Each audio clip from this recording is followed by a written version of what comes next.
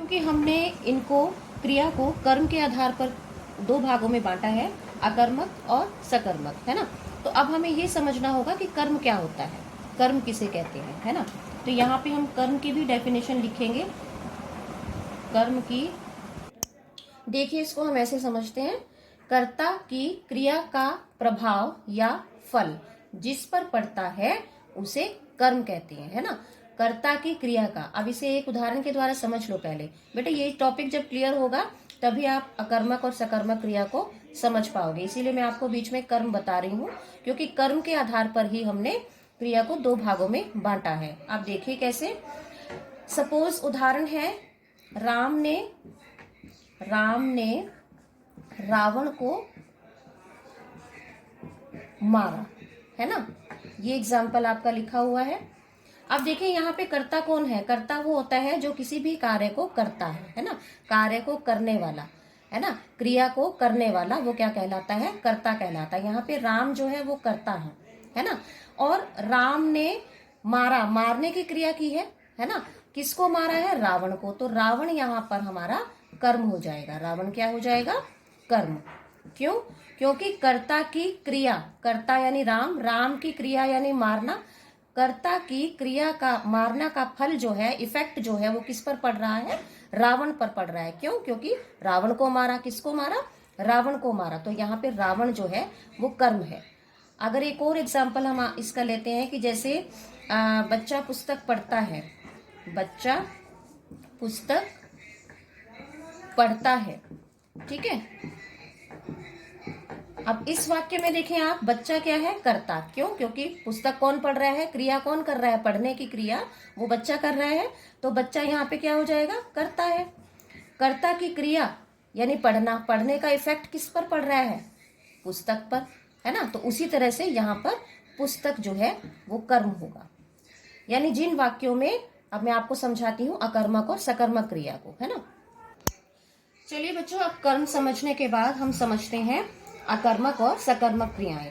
पहला हमारे यहाँ पे आ रही है अकर्मक क्रिया। अकर्मक क्रिया जैसे कि इसके नाम से ही स्पष्ट है, अकर्मक यानी कर्म के बिना। इस क्रिया में क्या है, ये कर्म के बिना होती है, इसमें कर्म नहीं होता, कर्म के बिना क्रिया, है ना।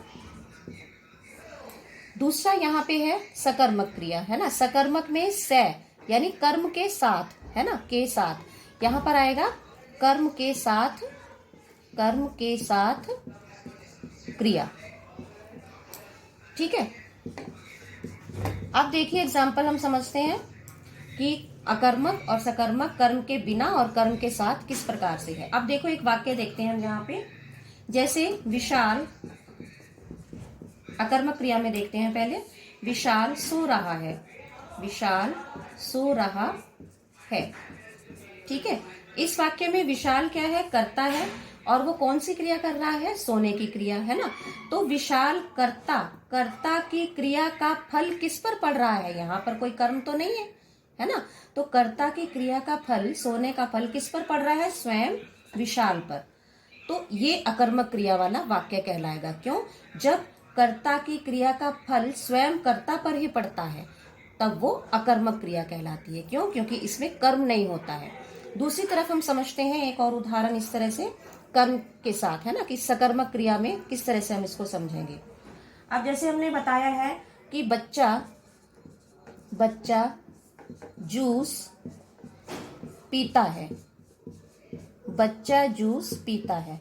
इस वाक्य में आप देखेंगे कि बच्चा कर्ता है, कर्ता क्या क्रिया कर रहा है कि वो पी रहा है, क्या, जूस, है ना। तो कर्ता की क्रिया का, ये कर्ता हो गया आपका, यहाँ पे समझेंगे आप ऐसे, कर्ता, और ये पीना जो है ये हो गई क्रिया यहाँ पे, है ना। कर्ता की क्रिया का फल किस पर पड़ रहा है, जूस पर, है ना। इफेक्ट जो है वो किस पर पड़ रहा है, जूस पर पड़ रहा है। तो जूस यहाँ पे कर्म हो गया। तो इसका मतलब क्या है कि इस वाक्य में कर्म आया है, कर्म आया है तो ये सकर्मक क्रिया है, यानी कर्म के साथ क्रिया, है ना, कर्म के साथ क्रिया। बच्चा जूस पीता है। तो इस तरह से दोनों क्रियाएं आपके समझ में आ गई होंगी।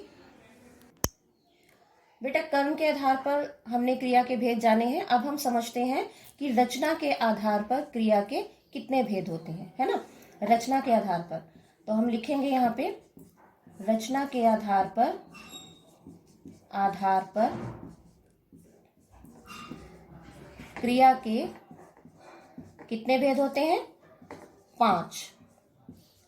5 भेद होते हैं,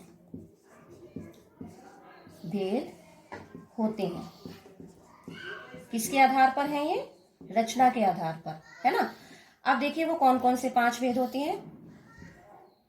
पहला है सामान्य क्रिया, है ना, क्रिया के भेद। पहला सामान्य क्रिया। सेकंड है आपका संयुक्त क्रिया। थर्ड नंबर है नाम धातु क्रिया।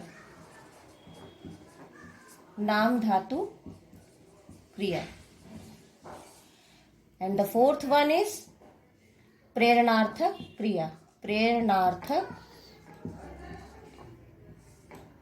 क्रिया। और लास्ट में फिफ्थ वन पूर्वकालिक क्रिया।